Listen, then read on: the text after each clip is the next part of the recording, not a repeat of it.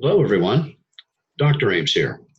What I'd like to talk about this time is the double bottom line that we find that managers and executives have to deal with in the nonprofit sector.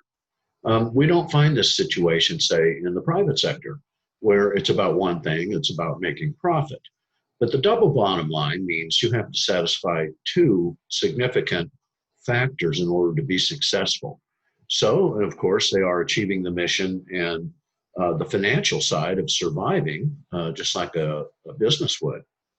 So, achieving the mission means that everybody who works at your nonprofit, from people on the board, from your staff and constituents, that they all have a passion for the mission. They may all have somewhat different goals, though, perspectives and agendas, and that does lead to some of the contradictory nature of the sector and businesses and so forth in the sector. So CEOs have a particularly difficult time generally dealing with those various disparate entities who have their own claim on you. They are stakeholders, each in their own way. But you have to remember that nonprofits exist basically to serve some type of social purpose, whatever it is. So achieving the mission is the most important, of course, but you cannot ignore the side that's really challenging is the financial side.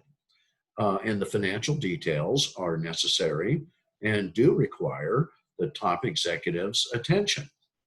And the financial details are often very distracting from accomplishing that mission. And therefore, it does require that balanced approach. Well, some scholars really feel that it is this what makes the nonprofit sector so different from the operations of the for-profit private sector. The need to manage that double bottom line, and the fact that you do have to relate to some very disparate and competing constituencies. And there are even cultural factors sometimes, environmental factors of all sorts that are working against you. And we do find that compared to the private sector and certainly to the public sector, that some problems that you deal with in the nonprofit, because they get complex and detailed and very complicated, they're intractable. That means they're extremely difficult to solve. So therefore, success does come a lot harder in the nonprofit sector.